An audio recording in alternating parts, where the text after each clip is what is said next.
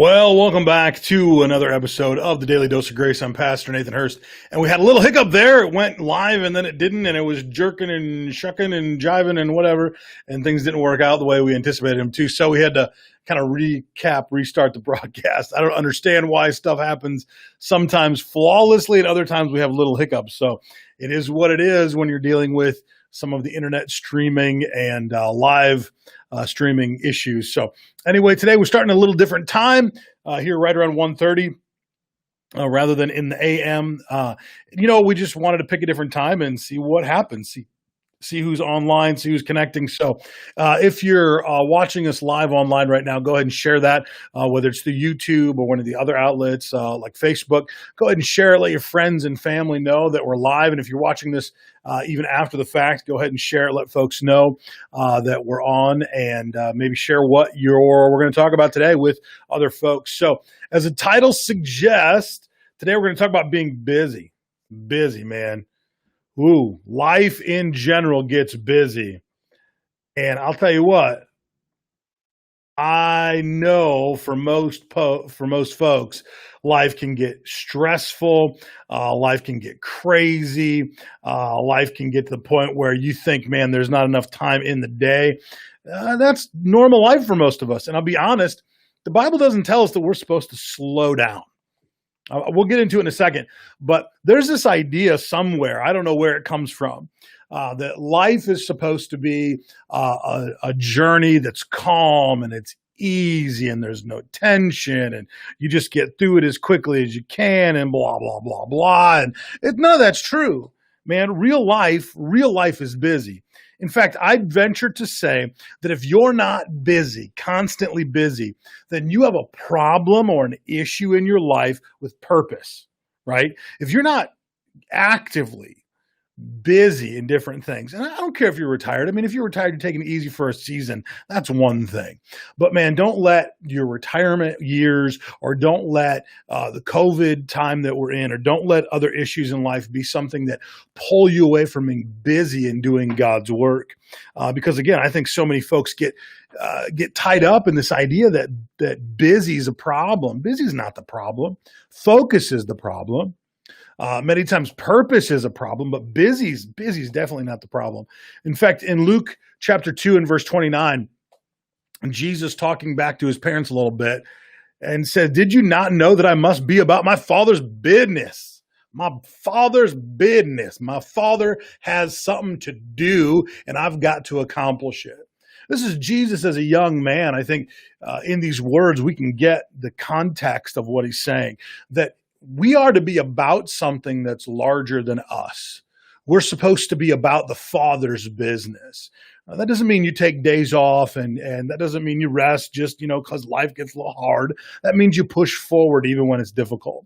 And again, I'm all for rest and I'm all for, taking vacations. We love to take vacations. This year we didn't take one like we normally do because of COVID and everything else going on. We took a little time to ourselves, but nothing like we normally do.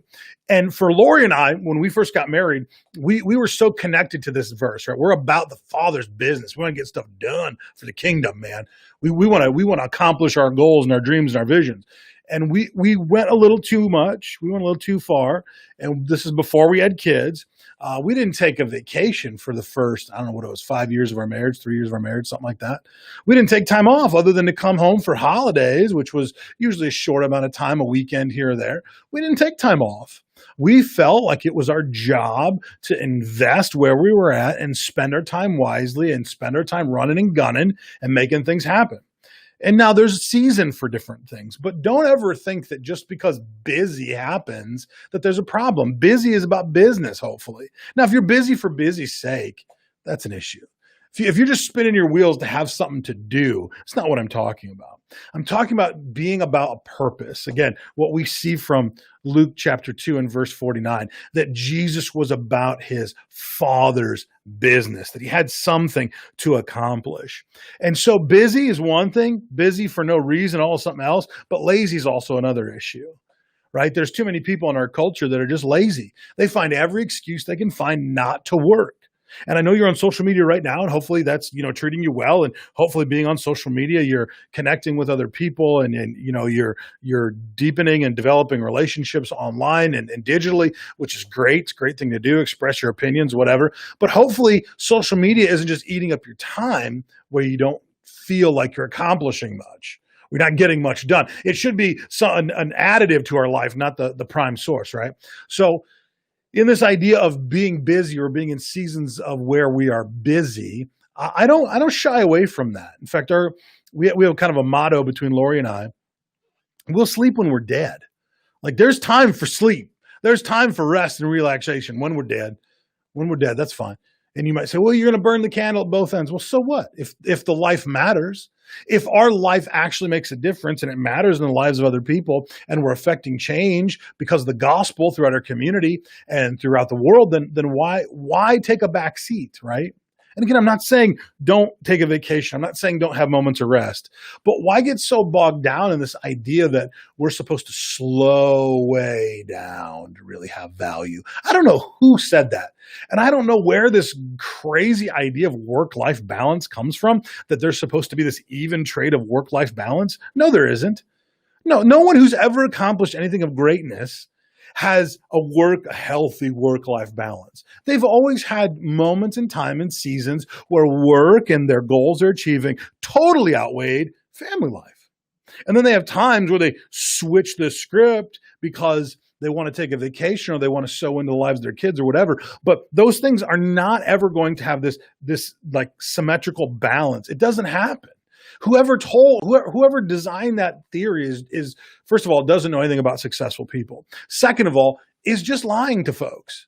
They're lying to you, trying to tell you that if you find this perfect work-life balance and life evens out and everything's great. No, it never happens that way. There's always more projects to do. There's always something more to accomplish. There's always something more to get done. This idea that you're going to find this work-life balance and it's going to be perfect, let me help you out. It doesn't happen. You're always going to be busy. The problem is, how do we prioritize what we're doing? How do we prioritize the call, the vision, the goal that God's put in front of us? That's the important part. In fact, that's what keeps you sane.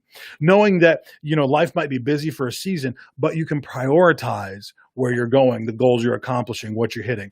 And so that brings me to another verse in Colossians chapter 3 and verse 32. And it says, whatever you do, work heartily as for the Lord, not for men. Listen, if you're prioritized correctly, you're not doing what you're doing to appease other people. You're not doing what you're doing to try to make other people happy. That will cause a level of busyness in your life that won't get you anywhere. And it'll make you feel rough at the end of the day. Why is that? Because that's just work for work's sake.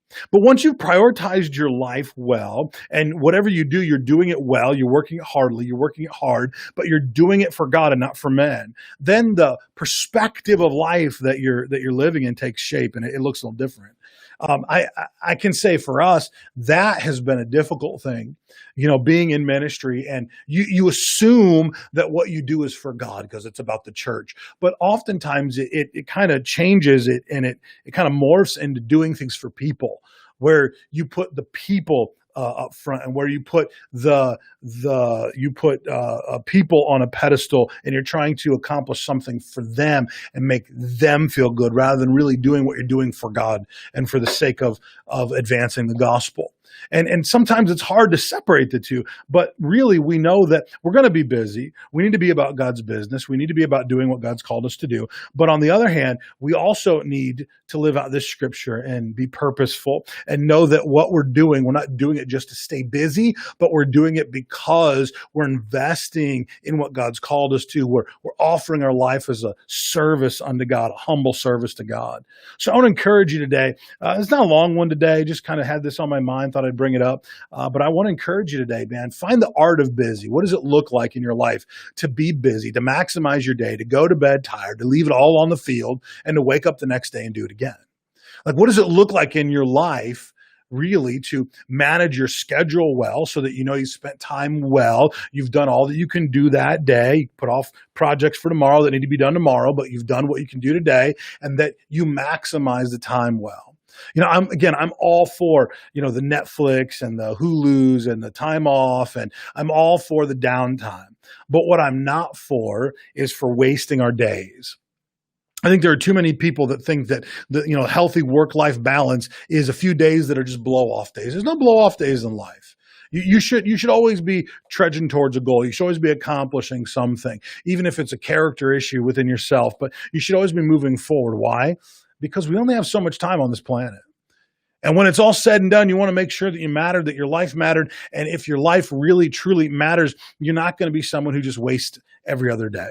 You're not going to be someone who just has a few blow off days here and there. You're going to be someone who takes account of the life that you're living and moving and growing in that. So again, good morning, Candace. Thank you so much. Yeah, hope it sounds good.